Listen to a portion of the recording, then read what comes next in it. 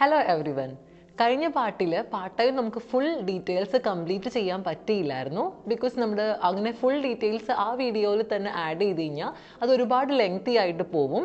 So അതുകൊണ്ട് ഈ വീഡിയോയിൽ ബാക്കിയുള്ള കാര്യങ്ങളൊക്കെയാണ് നമ്മൾ ഡിസ്കസ് ചെയ്യാൻ പോകുന്നത്. So guys, welcome to our channel team തറവാടീസ്.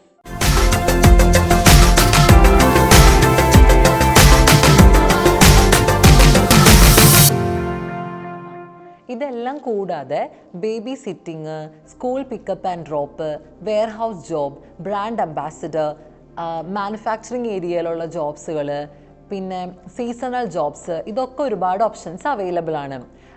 Seasonal jobs എന്ന് ഉദ്ദേശിക്കുന്നത് ഇപ്പം നമുക്ക് ഓരോ സീസൺ അനുസരിച്ച് പല ടൈപ്പ് ഓഫ് ഫ്രൂട്ടുകൾ ന്യൂസിലൻഡിൽ നമ്മൾ ഉണ്ടാക്കുന്നുണ്ട്.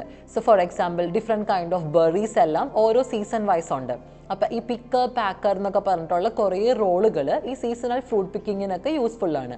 അപ്പോൾ ഇതിനൊക്കെ ഒരുപാട് ഓപ്ഷൻസ് നമ്മുടെ SJSലും ലിങ്ക്ഡിൻ, പിന്നെ ഈ Indeed, Seek, then Trade Me, ഇതിലെല്ലാത്തിലും അവൈലബിൾ ആയിട്ട് കാണുന്നതാണ്. അപ്പോൾ ഇതൊക്കെ നമുക്ക് അപ്ലൈ ചെയ്യാവുന്നതാണ്.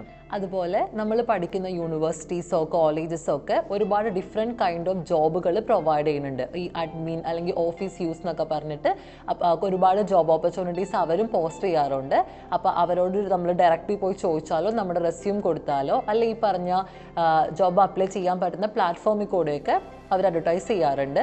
അപ്പോൾ അഡ്മിൻ റിലേറ്റഡ് ജോബുകളോ ഓഫീസ് റിലേറ്റഡ് ജോബുകളൊക്കെയാണ് നിങ്ങൾ കൂടുതൽ ഉദ്ദേശിക്കുന്നതെന്നുണ്ടെങ്കിൽ അതൊക്കെ നമ്മൾ അപ്ലൈ ചെയ്യാനായിട്ട് മറന്നു പോകരുത്. ന്യൂസിലൻഡിൽ പഠിക്കാൻ വരുന്ന ഭൂരിഭാഗം സ്റ്റുഡൻസിനുമുള്ള ഒരു ഡൗട്ടാണ് ഊബർ ഈറ്റ്സ്, DoorDash തുടങ്ങിയ പ്ലാറ്റ്ഫോമുകൾ സ്റ്റുഡൻസിനെ രജിസ്റ്റർ ചെയ്തിട്ട് അവർക്ക് ഫുഡ് ഡെലിവറി നടത്താവോ എന്നുള്ളത്. ശരിക്കും പറഞ്ഞാൽ ഈ രണ്ട് ആപ്ലിക്കേഷൻ ത്രൂ ഡെലിവറി നടത്തുന്നത് ഒരിക്കലും ഒരു സ്റ്റുഡൻറ്റിന് അലൗഡ് അല്ല. എന്നാൽ പിസ്സ ഹട്ട്, ഡോമിനോസ് പിസ്സ അങ്ങനെ തുടങ്ങിയ പിസ്സ ഡെലിവറീസ് എല്ലാം സ്റ്റുഡൻസിന് അലൗഡ് ആണ്. നിങ്ങൾ എൻഷുർ ചെയ്യേണ്ട മറ്റൊരു കാര്യം, ഈ ഡെലിവറീസിനൊക്കെ പോകുമ്പോൾ ന്യൂസിലൻഡിലെ ഡ്രൈവിംഗ് ലൈസൻസ് ഉണ്ടെങ്കിൽ അത് കുറച്ചും കൂടി എംപ്ലോയർക്ക് നിങ്ങളെ സെലക്ട് ചെയ്യാനായിട്ട് എളുപ്പമുണ്ടാവും. അതുപോലെ തന്നെ ഈ ചില റിക്രൂട്ടിംഗ് ഏജൻസീസ് അല്ലെങ്കിൽ നമ്മൾ ഡയറക്റ്റ്ലി പോയി റെസ്യൂം എല്ലാം കൊടുക്കുമ്പോൾ അവർ പറയും നമുക്ക് അക്കൗണ്ടിൽ കാശ് തരാൻ പറ്റില്ല, ഡയറക്റ്റ് ക്യാഷ് ഇൻ ഹാൻഡ് ആയിട്ട് തരാം. അങ്ങനെ പറഞ്ഞ് ഒരുപാട് സ്റ്റുഡൻസിനെ നന്നായിട്ട് വർക്ക് ചെയ്യിപ്പിക്കുന്നുണ്ട്. അപ്പോൾ അത് നമ്മുടെ മിനിമം വേജിനേക്കാളും താഴെയായിരിക്കും നമുക്ക് തരിക. അപ്പോൾ ഒഫീഷ്യലി നമുക്ക് ഇത് അലൗഡ് അല്ല ഗവൺമെൻറ്, കാരണം ഗവൺമെൻറ് അറിയാണ്ടോ അല്ലെങ്കിൽ ഒഫീഷ്യലി അല്ലാണ്ട് ചെയ്യുന്ന കൈൻഡ് ഓഫ് വർക്കുകളാണത്. അപ്പോൾ എപ്പോഴും അതെല്ലാം റിസ്ക് കൂടുതലുള്ള കാര്യങ്ങളാണ്. അപ്പോൾ നമ്മൾ സ്റ്റുഡൻ്റ് ആണ്, നമുക്കിവിടെ ഒരുപാട് റെസ്ട്രിക്ഷൻസ് ഉണ്ട് നമ്മുടെ വിസയിൽ. അപ്പോൾ അതുകൊണ്ട് ഈ cash in hand kind of ജോബുകൾ ചെയ്യാതിരിക്കാൻ മാക്സിമം ശ്രദ്ധിക്കുക. എപ്പോഴും ഒരു പ്രോപ്പർ ചാനൽ ത്രൂ അല്ലെങ്കിൽ പ്രോപ്പർ നമ്മുടെ അക്കൗണ്ടിലേക്ക് വരുന്ന പോലത്തെ രീതിയിലുള്ള ജോലികൾ കൂടുതൽ അപ്ലൈ ചെയ്യാനായിട്ടും അതിൽ അപ്ലൈ ചെയ്ത് അതിൽ കയറി പറ്റാനായിട്ടും ശ്രദ്ധിക്കേണ്ടതാണ്. വേറൊരു കാര്യം എന്ന് പറയുന്നത്, നമ്മുടെ ഈ ന്യൂസിലൻഡിൽ എസ്പെഷ്യലി ഹാമിൽട്ടണിൽ തന്നെ ഒരുപാട് റിക്രൂട്ട്മെൻറ്റ് ഏജൻസീസ് ഉണ്ട്. ഫോർ എക്സാമ്പിൾ ഈ വൺ സ്റ്റഫ്, പിന്നെ ഈ ഫസ്റ്റ് കോള് അങ്ങനെയൊക്കെ പറഞ്ഞിട്ട് റിക്രൂട്ട്മെൻറ്റ് ഏജൻസീസ് ഉണ്ട്. അവർ കാഷ്വലായിട്ട് ഫുൾ ടൈമും പാർട്ട് ടൈമും ആളുകൾക്ക് ഓഫർ ചെയ്യുന്നുണ്ട്. അപ്പോൾ നിങ്ങളൊരു സ്റ്റുഡൻ്റ് ആണ്, നിങ്ങൾക്ക് ഇങ്ങനെ പർട്ടിക്കുലർ ഡേയ്സിൽ പർട്ടിക്കുലർ അവറിൽ വർക്ക് ചെയ്യാൻ പറ്റുമെന്നുള്ളത് ഉള്ള കാര്യം ആ ഏജൻസിയുടെ അടുത്ത് പോയി കമ്മ്യൂണിക്കേറ്റ് ചെയ്ത് നമ്മുടെ റെസ്യൂംസ് കൊടുത്തു കഴിഞ്ഞ് കഴിഞ്ഞാൽ ഡെഫിനറ്റ്ലി നമുക്കൊരു പാർട്ട് ടൈം കിട്ടാൻ, പെർമനൻ്റ് ആയിരിക്കത്തില്ല എന്നാലും കാഷ്വൽ ആയിട്ടുള്ള ഏതെങ്കിലും നല്ല പാർട്ട് ടൈം കിട്ടാനുള്ള ചാൻസ് കൂടുതലാണ്.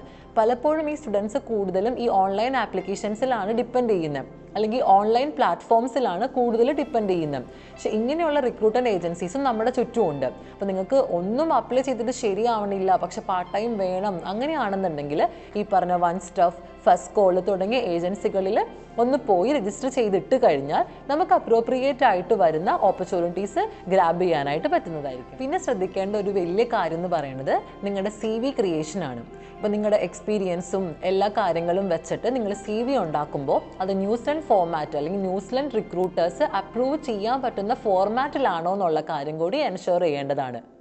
അതിനോടൊപ്പം തന്നെ ഇമ്പോർട്ടൻ്റ് ആയിട്ടുള്ള മറ്റൊരു കാര്യമാണ് കവറിംഗ് ലെറ്റർ എന്ന് പറയുന്നത്. നമ്മൾ ഏത് ജോലിക്കാണോ അപ്ലൈ ചെയ്യുന്നത് അതിനെല്ലാം സെപ്പറേറ്റ്ലി കവറിംഗ് ലെറ്റർ നമ്മൾ പ്രിപ്പയർ ചെയ്യേണ്ടതാണ്.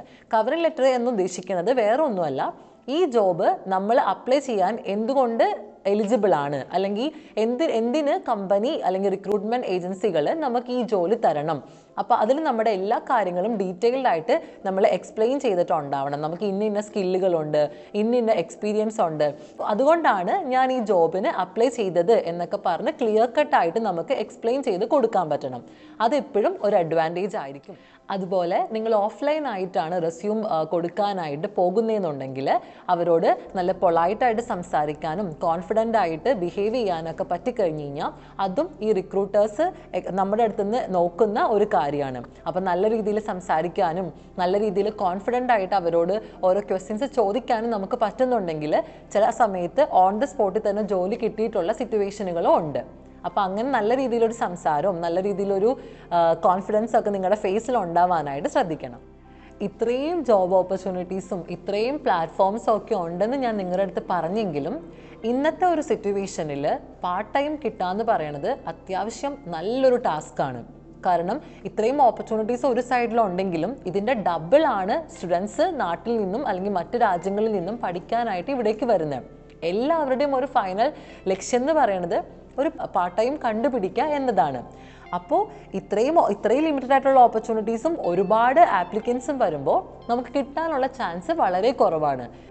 ഇപ്പോഴും പാർട്ട് ടൈം കിട്ടാത്ത ആളുകളും എനിക്കറിയാം. അപ്പോൾ അതുകൊണ്ടാണ് ഞാൻ പറയുന്നത് ഇപ്പോഴത്തെ സിറ്റുവേഷനിൽ ഹാമിൽട്ടണിൽ പാർട്ട് ടൈം കിട്ടാന്ന് പറയുന്നത് വളരെ റിസ്ക് ആയിട്ടുള്ള അല്ലെങ്കിൽ വളരെ ഭയങ്കര ഒരു ബുദ്ധിമുട്ടായിട്ടുള്ള ഒരു കാര്യമാണ്. ഇത് പറയുമ്പോൾ ചിലർ വിചാരിക്കും അതെങ്ങനെ, ഞാൻ വന്നിട്ട് എനിക്ക് ഇത്ര ദിവസത്തിനുള്ളിൽ തന്നെ പാർട്ട് ടൈം കിട്ടിയല്ലോ. ഡിപ്പെൻഡ് ഓൺ സ്റ്റുഡൻസ് ആണ്. ഇപ്പം നിങ്ങൾക്ക് അത്യാവശ്യം നല്ല ഭാഗ്യവും നിങ്ങൾക്ക് അത്യാവശ്യം നല്ല കേപ്പബിലിറ്റിയും ഒക്കെ ഉണ്ടെങ്കിൽ ഉടനെ കിട്ടുന്നവരും ഉണ്ട്. അത് ഞാൻ പറയാം, വന്നിട്ട് 10 ദിവസം 15 ദിവസത്തിനുള്ളിൽ പാർട്ട് ടൈം സെറ്റായ ആൾക്കാരും ഉണ്ട്.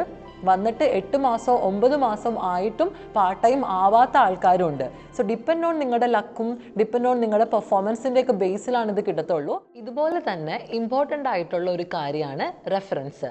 നമ്മൾ റെസ്യൂമിൽ നമ്മുടെ ഡീറ്റെയിൽസ് എല്ലാം ആഡ് ചെയ്തതിന് ശേഷം റെഫറൻസ് എന്ന് പറയുന്ന ഒരു കാര്യം കൂടി ആഡ് ചെയ്യാറുണ്ട്. നമുക്ക് റെഫറൻസ് ചെക്ക് എംപ്ലോയർക്ക് നടത്താൻ വേണ്ടിയിട്ടാണ് അങ്ങനെ ഒരു നെയിമും ഫോൺ നമ്പറും ഇമെയിൽ അഡ്രസ്സും നമ്മൾ മെൻഷൻ ചെയ്യുന്നത്.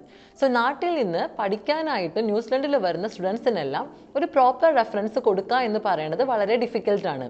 കാരണം നമുക്ക് മാക്സിമം കൊടുക്കാൻ പറ്റുന്നത് നമ്മൾ താമസിക്കുന്ന വീട്ടിലെ ലാൻഡ് ലോഡ്സിൻ്റെ പേരും മൊബൈൽ നമ്പറും ഇമെയിൽ അഡ്രസ്സാണ്. പക്ഷേ എപ്പോഴും കുറച്ചും കൂടി റെലവൻ്റ് ആയിട്ടുള്ള ഒരു റെഫറൻസ് കൊടുക്കുവാണെങ്കിൽ അത് നിങ്ങൾക്ക് ജോലി കിട്ടാനും റെഫറൻസ് ചെക്ക് പ്രോപ്പറായിട്ട് നടക്കാനും ഒരു നല്ല കാര്യമായിരിക്കും. അപ്പോൾ അതിൽ ശ്രദ്ധിക്കേണ്ട ഒരു കാര്യം, ഇപ്പോൾ ആദ്യമായിട്ട് ന്യൂസിലൻഡിൽ വരുമ്പോൾ എനിക്ക് ഇവിടെ അറിയാവുന്ന റിക്രൂട്ടിംഗ് ഏജൻസീസോ അല്ലെങ്കിൽ ഇവിടെ അറിയാവുന്ന മറ്റ് ആളുകളുടെ റിപ്പോർട്ടിംഗ് ഓഫീസേഴ്സിൻ്റെ ഒന്നും നെയിം നമുക്ക് കിട്ടാൻ ചാൻസ് കുറവല്ലേ, അപ്പം ഞാൻ എങ്ങനെ റെഫറൻസ് കറക്റ്റായിട്ട് അങ്ങനത്തെ റിലേറ്റഡ് വെക്കൂ എന്നുള്ളൊരു കൺഫ്യൂഷൻ നിങ്ങൾക്ക് ഉണ്ടെങ്കിൽ നിങ്ങൾക്ക് ചെയ്യാൻ പറ്റുന്ന ഒരു കാര്യമാണ് വോളണ്ടറിങ്. വോളണ്ടിയറിങ് നമ്മൾ ഉദ്ദേശിക്കുന്നത് നമ്മുടെ ന്യൂസിലൻഡിൽ ഒരുപാട് നോൺ പ്രോഫിറ്റ് ആയിട്ടുള്ള ഓർഗനൈസേഷൻസ് ഉണ്ട്. സോ ഇപ്പോൾ നിങ്ങൾക്കൊരു പാർട്ട് ടൈം കിട്ടിയിട്ടില്ല, നിങ്ങൾ സ്റ്റിൽ പാർട്ട് ടൈം അന്വേഷിച്ചുകൊണ്ട് നടക്കുവാണെന്നുണ്ടെങ്കിൽ നമുക്ക് ഈ വോളണ്ടിയറിങ് ആയിട്ടുള്ള ആക്ടിവിറ്റീസിൽ ജോയിൻ ചെയ്യാം. യൂണിവേഴ്സിറ്റീസും അതുപോലെ പല പല നോൺ പ്രോഫിറ്റ് ഓർഗനൈസേഷൻസും ഇങ്ങനത്തെ വോളണ്ടിയറിങ് സർവീസ് സ്റ്റുഡൻസിന് കൊടുക്കുന്നുണ്ട്. ഈ വോളണ്ടിയറിങ് നോൺ പ്രോഫിറ്റ് ഓർഗനൈസേഷൻ എന്ന് പറയുമ്പോൾ ഇവിടെ സാൽവേഷൻ ആർമി ഉണ്ട്, റെഡ് ക്രോസ് ഉണ്ട്. അപ്പോൾ അവിടെയൊക്കെ നമ്മൾ അവർക്ക് വേണ്ടിയിട്ട് വർക്ക് ചെയ്യുമ്പോൾ നമുക്ക് അവർലി പേയ്മെൻറ്റും വേജസും ഒന്നും നമുക്ക് കിട്ടത്തില്ല. നമ്മളൊരു വോളണ്ടിയറിങ് സർവീസ് പോലെയാണ് ചെയ്യുന്നത്. പക്ഷേ അത് ചെയ്യുന്നതിൻ്റെ അഡ്വാൻറ്റേജ് എന്ന് പറയുന്നത് നമുക്ക് ന്യൂസിലൻഡിലുള്ള ആളുകളായിട്ട് കൂടുതൽ ഇൻട്രാക്ട് ചെയ്യാൻ പറ്റും, നമ്മുടെ കമ്മ്യൂണിക്കേഷൻ ലെവല് ഇംപ്രൂവ് ചെയ്യാൻ പറ്റും. ആൻഡ് സെയിം ടൈം നമ്മൾ ഒരു മാസം അല്ലെങ്കിൽ 2 മാസം ഒക്കെ കണ്ടിന്യൂസ് ആയിട്ട് ഏതെങ്കിലും വീക്ക്ലി വൺസോ വീക്ക്ലി ട്വൈസോ ഒക്കെ ഈ വോളണ്ടിയറിങ് ആക്ടിവിറ്റി ചെയ്യുവാണെങ്കിൽ നമ്മുടെ പെർഫോമൻസ് നല്ലതാണെങ്കിൽ ഡെഫിനറ്റ് ആയിട്ടും ഈ നമ്മുടെ റിപ്പോർട്ടിംഗ് ആയിട്ട് അവിടെ വരുന്ന ആളുകൾ നമ്മുടെ റെഫറൻസ് ചെക്കിന് സപ്പോർട്ട് ചെയ്യും. സോ അത് നമുക്കൊരു അഡ്വാൻറ്റേജ് ആണ്. കാരണം ന്യൂസിലൻഡിലെ ഒരാളുടെ റെഫറൻസ് നമുക്ക് കിട്ടാന്ന് പറയുന്നതും അത് നമ്മുടെ റെസ്യൂമിൽ ആഡ് ഓൺ ചെയ്യാന്ന് പറയുന്നതും എപ്പോഴും പാർട്ട് ടൈം ജോബിന് അപ്ലൈ ചെയ്യുമ്പോൾ ഒരു അഡ്വാൻറ്റേജ് ആയിട്ടുള്ള കാര്യമാണ്. അപ്പോൾ നിങ്ങൾക്ക് പാർട്ട് ടൈം കണ്ടുപിടിക്കാൻ ബുദ്ധിമുട്ടുണ്ട്, ഒരു കറക്റ്റ് ആയിട്ടുള്ള ഒരു നല്ല പാർട്ട് ടൈം നിങ്ങൾക്ക് കിട്ടണില്ല എന്നുണ്ടെങ്കിൽ ആ കണ്ടുപിടിക്കുന്ന ആ ഒരു പീരീഡിൽ നിങ്ങൾ വന്ന് പുതിയ പാർട്ട് ടൈം കിട്ടണ വരെയുള്ള പീരീഡിൽ ഇങ്ങനത്തെ വോളണ്ടിയറിങ് കൈൻഡ് ഓഫ് കാര്യങ്ങൾ ചെയ്യാനായിട്ട് പറ്റും. യൂണിവേഴ്സിറ്റി ഓഫ് വൈക്കാട്ടോൻ്റെ ആണെങ്കിൽ എനിക്ക് എൻ്റെ എക്സ്പീരിയൻസ് എന്ന് പറയുവാണ്. അതിൽ വോളണ്ടിയറിംഗ് എന്ന് പറഞ്ഞൊരു ഓപ്ഷൻ ഉണ്ട് നമ്മുടെ വെബ്സൈറ്റിൽ. അതിൽ കയറി കഴിഞ്ഞാൽ സ്പോർട്സ് ഈവൻറ്റ്സ് അല്ലെങ്കിൽ വേറെ എന്തെങ്കിലും പർട്ടിക്കുലർ ഈവൻറ്റ്സിലൊക്കെ നമുക്ക് വോളണ്ടിയറിംഗ് ചെയ്യാനായിട്ട് പറ്റും. ആൻഡ് സെയിം ടൈം യൂണിവേഴ്സിറ്റി തന്നെ പല പല നോൺ പ്രോഫിറ്റ് ഓർഗനൈസേഷനിലേക്ക് റീഡയറക്റ്റ് ചെയ്തും ഈ വോളണ്ടിയറിംഗ് ആക്ടിവിറ്റി ചെയ്യുന്നുണ്ട്. പക്ഷേ നമ്മൾ മൊത്തത്തിൽ നോക്കുമ്പോൾ ഗെറ്റിംഗ് എ പാർട്ട് ടൈം എന്ന് പറയുന്നത് അത്യാവശ്യം ഡിഫിക്കൽട്ട് ആയിട്ടുള്ളൊരു കാര്യമാണ് ഇപ്പോഴത്തെ സിറ്റുവേഷനിൽ.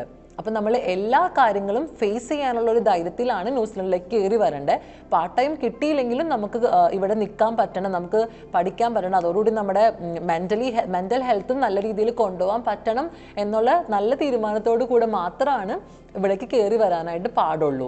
ചില സമയത്ത് നമുക്ക് ഡിപ്രഷൻ ലെവലിലൊക്കെ നമ്മൾ പോവാം. നമുക്ക് ഒരുപാട് അപ്ലൈ ചെയ്ത് നമുക്കൊന്നും കിട്ടാണ്ടാവുമ്പോൾ വളരെ ഡിപ്രഷൻ ലെവലിലേക്കൊക്കെ പോവാം. അപ്പോൾ ഇങ്ങനത്തെ ഒരു റിയാലിറ്റി ഒക്കെ ഉണ്ട് എന്ന് മനസ്സിലാക്കി അത് ഫേസ് ചെയ്യാൻ എനിക്ക് പറ്റും എന്നുള്ളൊരു കോൺഫിഡൻസോട് കൂടെ മാത്രം ഇതിലേക്ക് കയറി വരിക. അപ്പോൾ ഇതൊക്കെയാണ് മേജറായിട്ട് നമ്മൾ എക്സ്പീരിയൻസ് ചെയ്ത ഒരു കേസ്. ഇനി കൂടുതൽ നല്ല ഇൻഫോർമേറ്റീവ് ആയിട്ടുള്ള വീഡിയോസും എനിക്ക് എങ്ങനെയാണ് പാർട്ട് ടൈം കിട്ടിയേ എന്നുള്ളൊരു സ്റ്റോറിയൊക്കെ ആയിട്ട് നമ്മൾ അടുത്തൊരു എപ്പിസോഡിൽ വരുന്നതാണ്. അതുവരേക്കും സ്റ്റേ ട്യൂൺ. Bye bye.